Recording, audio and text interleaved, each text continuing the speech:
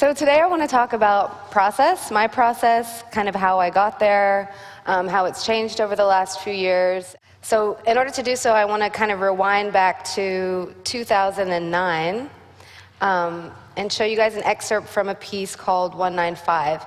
And this is kind of when I was at Mills and I was kind of figuring out for the first time really the kind of music that I wanted to make. I had been making music for years, but it was really kind of the first time that things started to make sense and to gel for me. And so I was doing a lot of vocal processing and starting to work with Max for the first time. And I was reading a lot of Donna Haraway and Catherine Hales. And around that time, at Mills and in other kind of programs, there was this discussion happening around laptop music. So whether or not it was embodied, whether or not it was engaging, and that probably seems like really passé now in 2015, but in 2009 it was still this kind of like hot debate as to whether or not the laptop was an instrument and how it should be used on stage. So, you know, reading Haraway and Hales, I was really trying to come to terms with what live laptop music meant, what laptop music performance meant. And so one of the first pieces I made was this 195, and I'll just play a little excerpt here.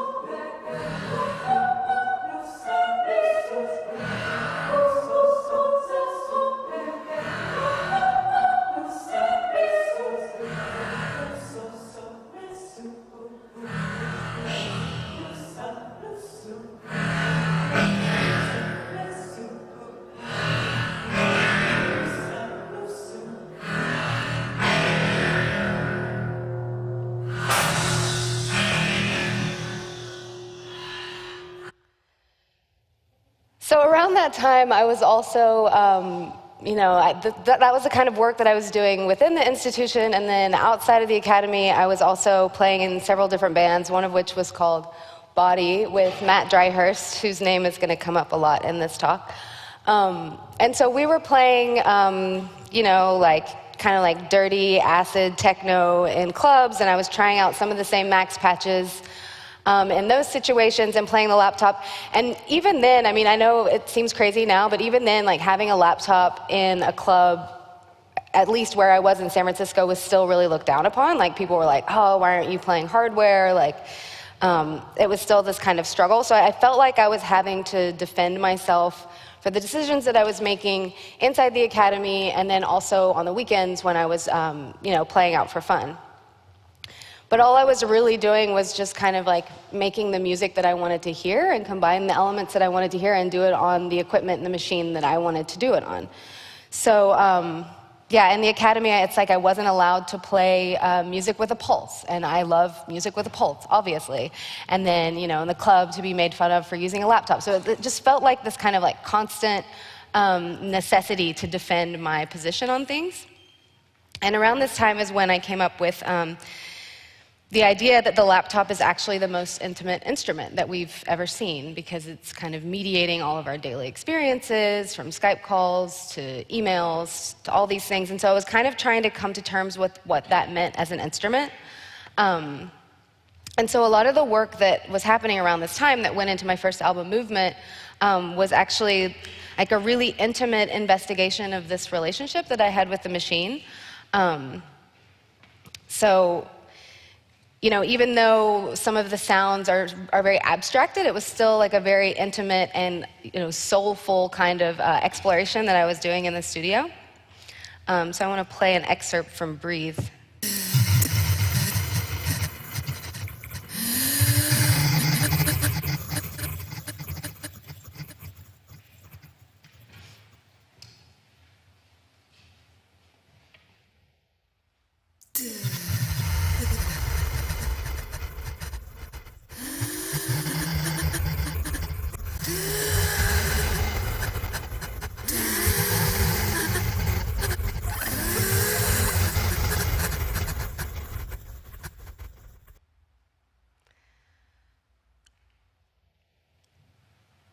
So a lot of the ideas that I was kind of teasing out with 195 and my time in Mills, a lot of that stuff went into the album as a whole, Movement. And it's kind of this weird collection of experimental songs and dance songs and all kind of living in this same environment, which was really scary for me at first. I remember kind of like agonizing over whether or not to put Movement on Movement or to put Fade on Movement, because I felt like they were these kind of like competing worlds.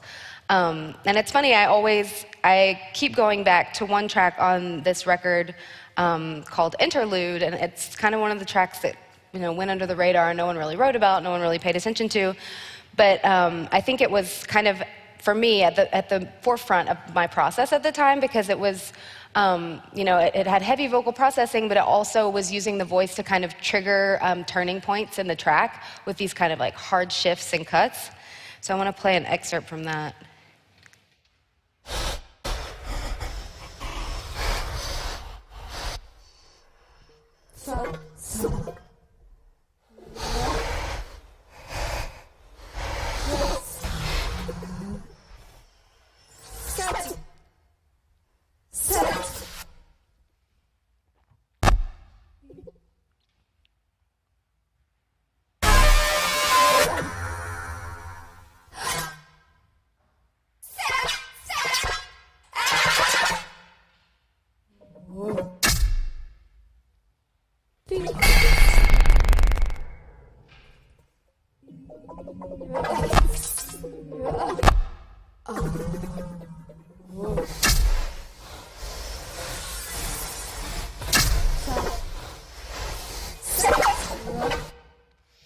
So at the time, I was really excited to be having this kind of a public conversation about all these ideas that I'd been fostering in the academy, and I was really excited to tell everyone about everything that I was thinking about, everything that I was reading, and it was kind of like thrown into public discourse for the first time, which is, it's amazing and a huge opportunity.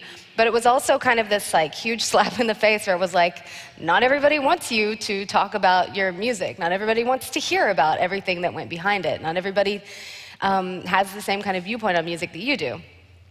So I got kind of a lot of pushback for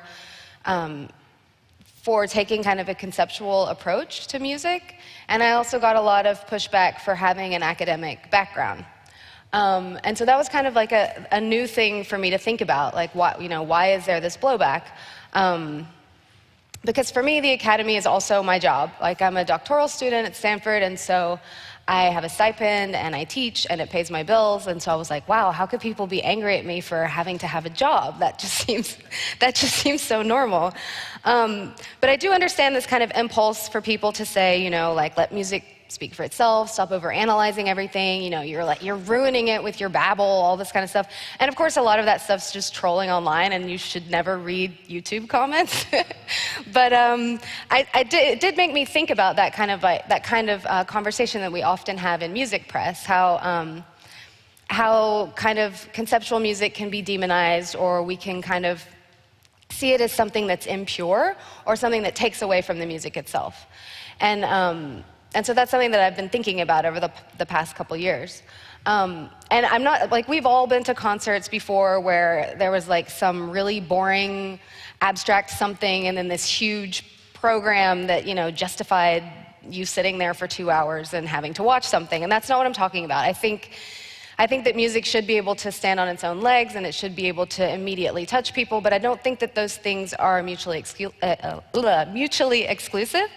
I think that you can have ideas about your music, and you can have something that's visceral and immediately impactful as well. And that, for me, that's kind of like the holy grail.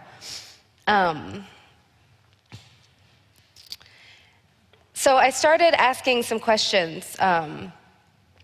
How can the concept of a work inform the production of a piece to the extent that it's actually audible? So that was one kind of main question. This is a question that sound artists are kind of grappling with all the time. It's not necessarily new or unique to me. And how can we take ideas from extra musical material or ideas and use that to generate new aesthetics, new approaches, new production techniques that speak to our lives today, situated where we are in 2015?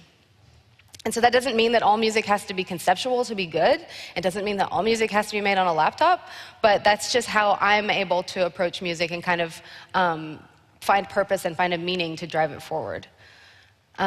So in terms of approaching these questions, like one really clear, like low-hanging fruit is obviously text and lyrics. So I wanted to kind of, yes, that's great, but I also wanted to figure out how the production itself, the production techniques themselves, could actually be embodied with these ideas that I was kind of working through. How it could actually be audible in the production and the performance. So the next piece that I was working on was chorus, and it was kind of inspired by this. This is a screenshot of my laptop that I made for this. This isn't a candid one. I staged this, but this is familiar to everyone. Like just like a million pages open, like doing a million things at once. This kind of like, some people call it incoherence, or you could think of it as like a new coherence, where everything is happening at once and everything's flattened and all on this window that we have to the world. And so my partner, Mat Dryhurst, he was working on some software and a process called Net Concrete that he made some pieces with and presented several years ago at the Guggenheim.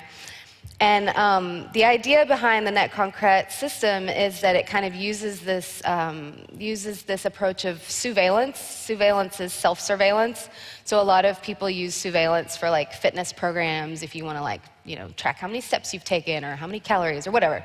That's the term for surveying yourself. So it's this idea of self-surveillance, recording all of the audio that was kind of like funneling through the laptop, and then splicing that together to create kind of like a new palette.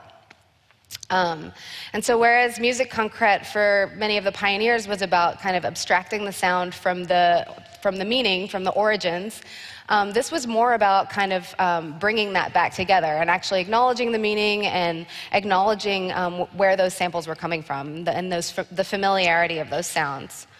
I also treated the vocal production in a kind of weird way.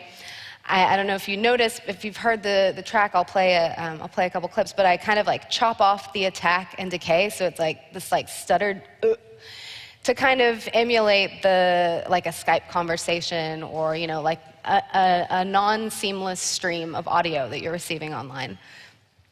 And then I decided to marry that with the kick drum, which is also not like the usual production technique. Usually you'd want to kind of like snakily weave the vocal and the kick throughout each other, but instead I wanted it to be this kind of like kick and like smack in the face with the voice, with this kind of like chopped off voice for impact.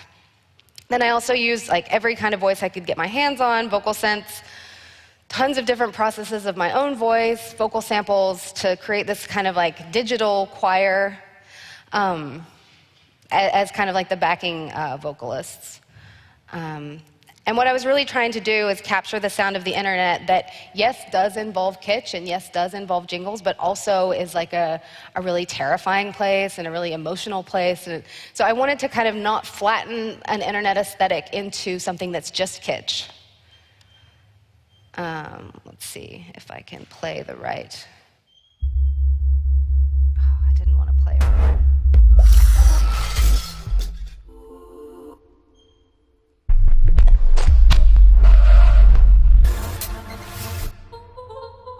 I'm going to turn the volume off for a second because some of these like early clips, there's like me laying on the floor with a chair. I don't know if that already passed. But that was, Matt was away on a work trip, and we were talking on Skype, and you know when you have like those really long Skype sessions that are like, start to go for like an hour, and then you just start doing a really weird thing. I was just like playing with a chair in the living room, and he was video capturing the whole thing. So there was a lot of this kind of like really kind of personal, intimate stuff added in as well, and you can see Akihiko's desktop, so kind of bringing in the mundane, but the really hyper-personal about these workspaces and these workstations that we use. These are the places that we're spying on people's workplaces, we're spying on people's intimate spaces where they're spying on the world through their devices. Yeah, so I'll play a little excerpt.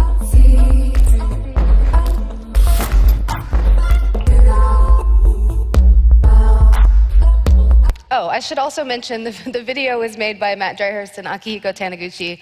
Akihiko's an amazing visual artist who he uses the PhotoSynth app and then kind of like re-synthesizes these 3D worlds that then you can kind of navigate and machinima style drive through. Okay.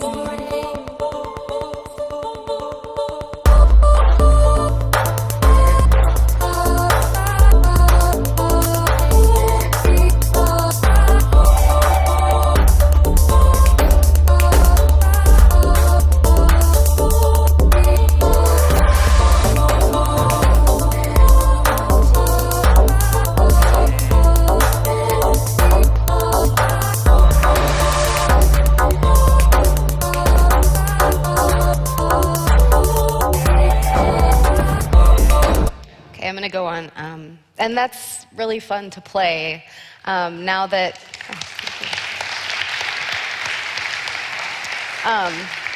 That's really fun to play now that Colin Self, who's sitting in the audience, has joined our band and can hit some of those notes a lot better than I can live. So yeah, this brings me to Home, which was the next single that I released. And this was kind of where I was going back over to text so that I kind of put over here to rest for a minute, like wanted to pull it back in. I've always felt really weird about writing lyrics. It's never really been a strong suit of mine, so I was like, okay, I'm gonna try to write like a songy song with lyrics, and I'm gonna try to marry that with production techniques and see if I can have it all kind of live in the same world together. So the way that piece kind of started is I was teaching during the week, and then I was touring on the weekends, and at that time I didn't have international roaming on my phone, so I was like, grading papers on the plane, and then playing a show, and then hopping back on a plane, and like running from hotspot to hotspot trying to update my inbox. And I felt like my inbox was more kind of like my personal home, my private zone, than even my San Francisco apartment, because I was rarely there. So I started kind of questioning what that meant, if that was actually my intimate home. And then in light of Edward Snowden's public service, that became like a really sinister reality, if that wasn't actually a private space. So it kind of turned into a betrayal song or a breakup song, love song with the NSA agent who was spying on me, who, if they weren't spying on me then, is definitely spying on me now. So, some of the lyrics are, I can feel you in my room, why was I assigned to you, I know that you know me better than I know me. And this kind of also harkens back to the laptop as the most intimate instrument. Because in some ways I do feel like the laptop does know me and know my habits and knows things about me that I don't want to admit to myself, like knows exactly how many hours I'm streaming television, even though I might say I'm watching so many hours a week, those kinds of things. So I was kind of investigating that a little bit. So again, I was using Matt's Surveillance Net Concrete patch again to create some of the sound design. There's some recordings on there again that he like sneakily recorded during conversations that we were having on the phone or on Skype. There's like a laugh in there that when I hear, it still kind of like makes the hair stand on my, the hair stand on, I don't know how that phrase goes. Anyways, it makes my hair stand because I hear it and I'm like, oh my God, that was such an intimate moment. It wasn't, it wasn't like giggling in the mic in the studio. It was like this really intimate moment. So when I hear that in a public space, it still kind of is like slightly jolting. And that was the point of the piece. I wanted to make something that made me feel uncomfortable. So it's also the song with like the least amount of processing on my voice, which was also terrifying, kind of like showing a naked voice a little bit. And also it was the first time that I ever was lip singing for a video. I was like, I don't know, I felt really conflicted about it. I felt really cheesy singing along, so I only did 2 takes. I was like, get me out of here. We recorded it in a friend's studio with like, no makeup or hair team or anything like that. But it was really important that it kind of captured this, this vulnerable, intimate moment so it wasn't just the production technique or the lyrics, but it's also the approach of the video. And I wanted everything, the performance of it, I wanted it all to be this kind of like holistic thing that was about the topic itself. Let's see if I missed anything. I can play an excerpt. I can feel you in my room. Why was I assigned to you? I feel like I'm home on my own.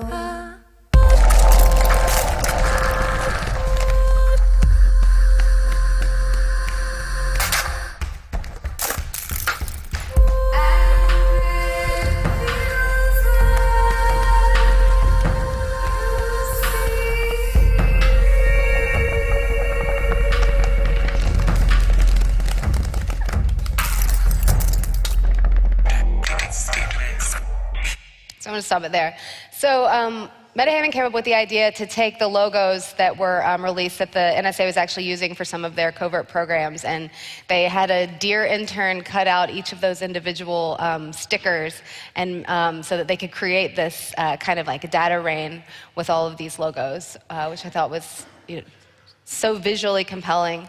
So that was the first time that we had the opportunity to work with them, and I'm gonna jump back to them in a second. But that kind of like, I don't know if you heard that monster rumbling, kind of like from one side to the other sound. That actually came out of, or the way to make that came out of a project that Matt and I did at a gallery called Sommer and Kohl in Berlin. So they had an exhibition called Rain, Steam, and Speed, which was based on a famous Turner painting. And they asked us to do a sound installation that, I don't know if you can see the little white speakers in there. It's always so hard to show a sound installation. Like you just show speakers. So we were installing this from California, and we were both like, it's like terrifying to install something from abroad. But we decided to use a ambisonic setup with the 4 speakers, and we wanted to have these kind of like little impossible creatures run across the gallery every like 30 seconds or so, irregularly, that would just kind of be like, what was that? And I don't know how much experience you guys have with ambisonics, but with four speakers, it's not perfect, but you can still get this feeling of something kind of like running through the room instead of it just being kind of like spatialized on the edge. So yeah, we created this process of how to get these like little caged sounding animals kind of running across the room. I'm gonna play a couple of examples from the exhibition.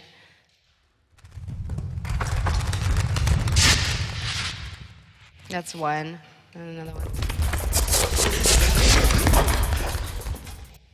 So that's like a mixture of Foley and synthesis put through this process. But for home, I recorded myself running around Karma, and so basically it sounds like, I don't know, like a weird creature with maybe like 10 legs and 3 arms, like struggling to like, rush across the room in this monsterly kind of way.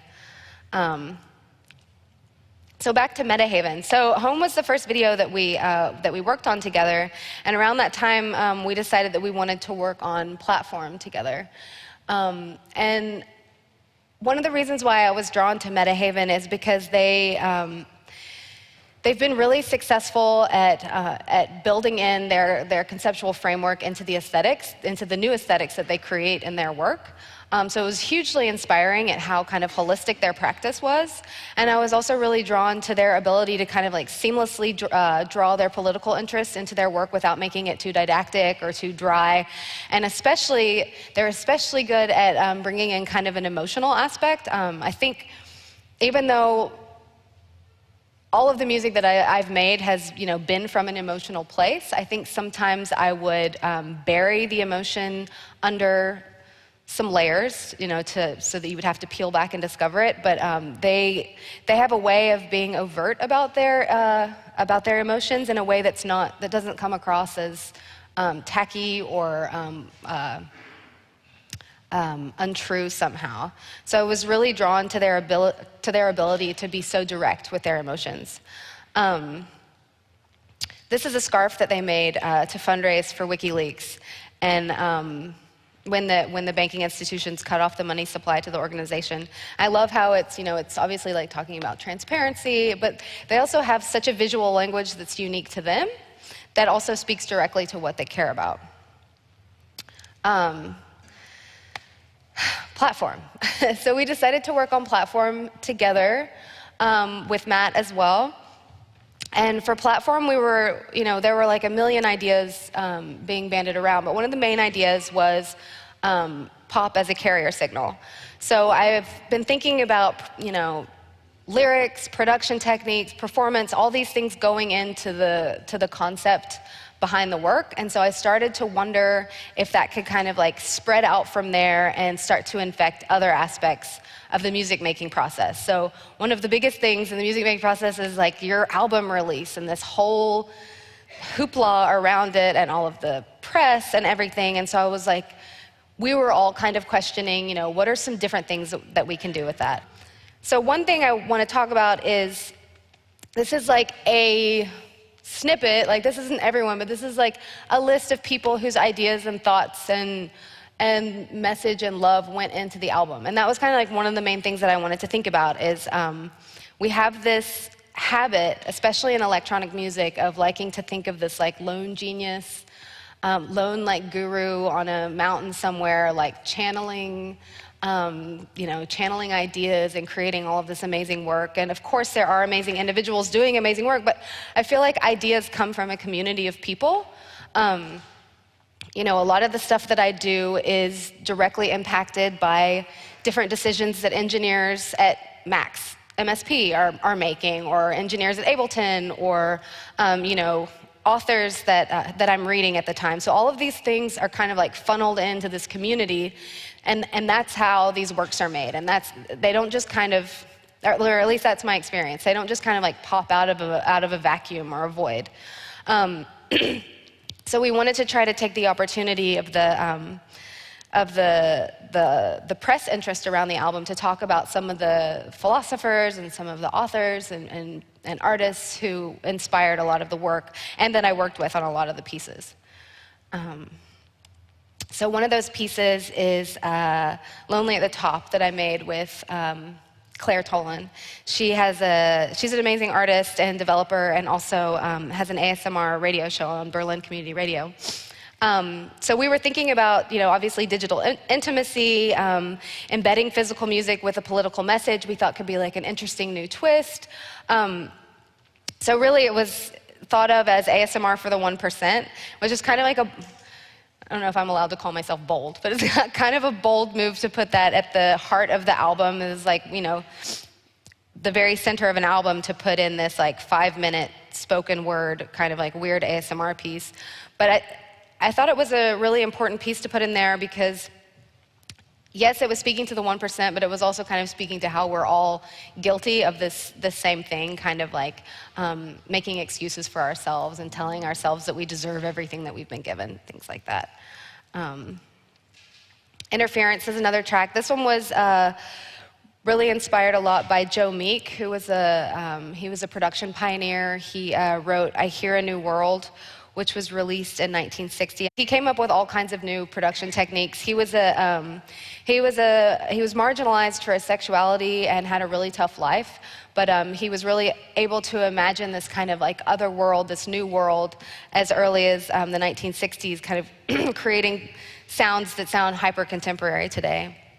It's also kind of a love song to digital activism, In the Seed, Where We Live, Always On. And we also wanted to take the opportunity to have the video be kind of super embedded in the piece, so they kind of, one doesn't really live without the other. So instead of just having the lyrics live in the song, the lyrics kind of continue in the video. So Matt and Metahaven and myself, we wrote a continuation of the lyrics as a kind of manifesto that's sprinkled throughout the video.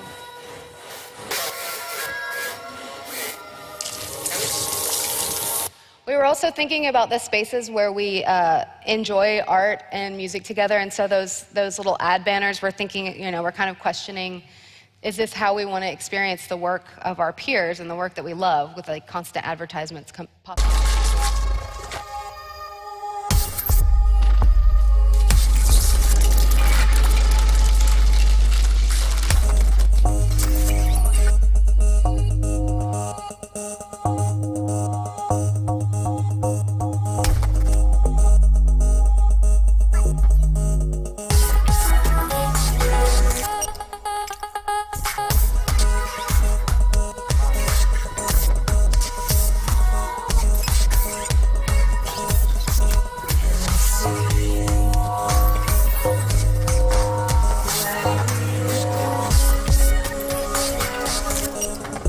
So it's kind of a twist on a lyric video, because yes, we have the lyrics in there, but there's also tons of extra lyrics that we decided to add.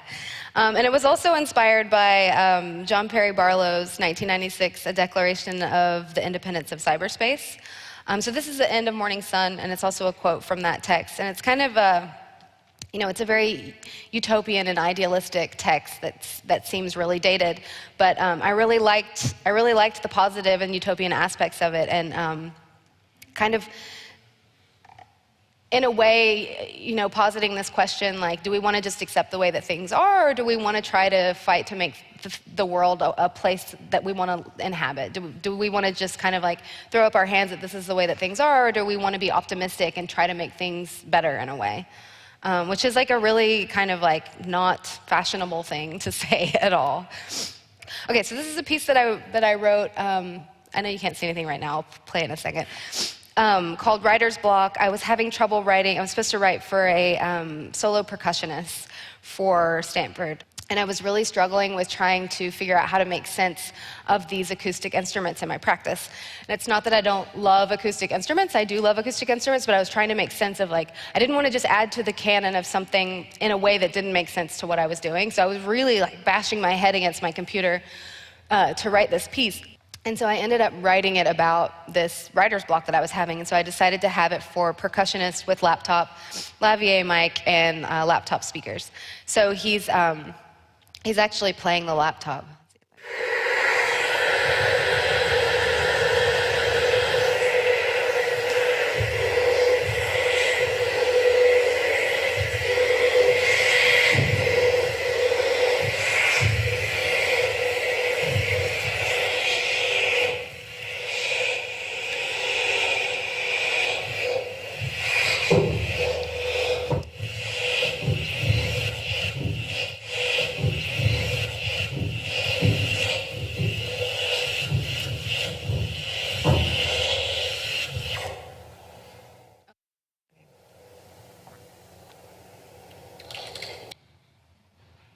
So he was physically playing the laptop, like creating a filter by covering the different speakers and different frequency ranges that were coming out of the left and right speakers.